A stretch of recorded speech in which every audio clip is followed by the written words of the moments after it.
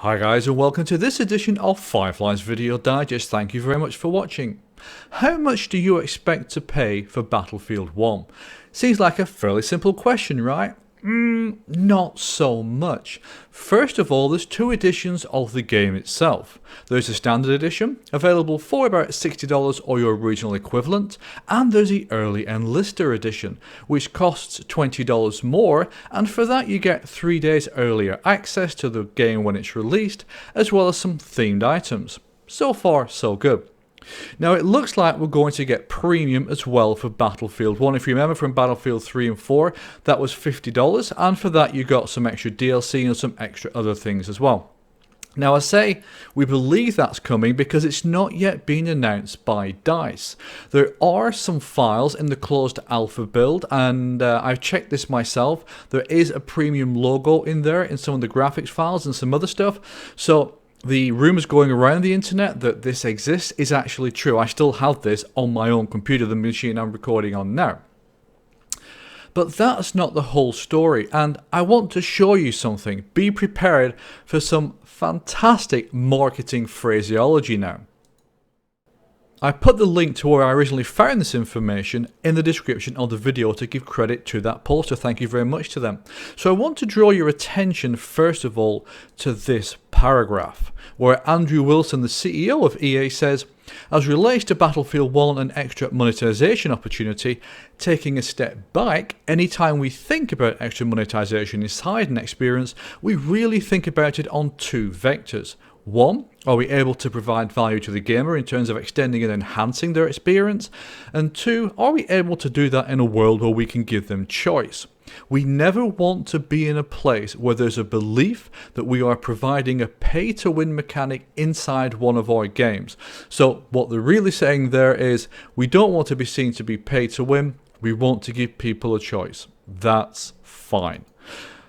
What's more important though is this paragraph. And here Andrew Wilson says, given that in Battlefield 1 you will see both macro monetization opportunities from us like maps and large scale content, as well as micro monetization opportunities, smaller increments of gameplay, and then over time what you will see from us is elements of gameplay that allow gamers to engage and drive and extend and enhance their experience, much the way people do with FIFA Ultimate Team or Madden Ultimate Team today.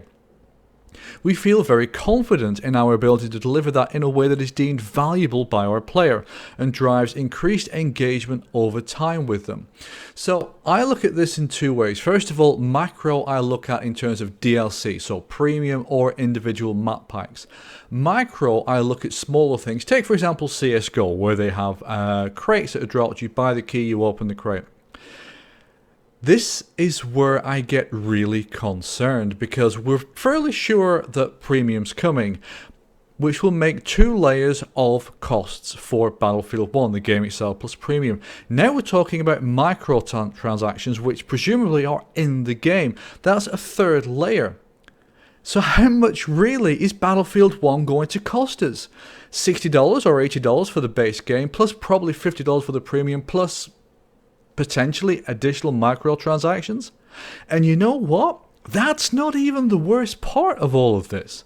The worst part of all of this is that we don't even know. Battlefield 1 has been on sale for a few months now. They still, and by they I mean EA DICE, have not yet confirmed even premium, let alone confirming what the microtransactions are going to be. And it's this lack of transparency which is... it destroys your community. It does not make you look trustworthy when you're talking to the people in your community, you know, the people that are going to buy your game. Now, I want to contrast that with Titanfall. Titanfall has basically come out and said, for Titanfall 2, there will be no additional purchasing of maps. All maps will be free.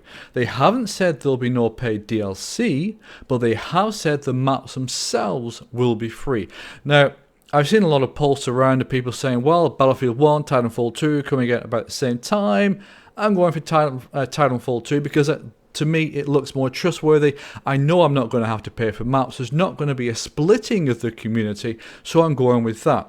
I've seen that a few times. I don't expect that to be a big thing, but it's definitely there. And it means that the team behind Titanfall 2, even though the publisher is still EA, have managed to get themselves a better reputation than DICE because they've been at least reasonably clear and transparent.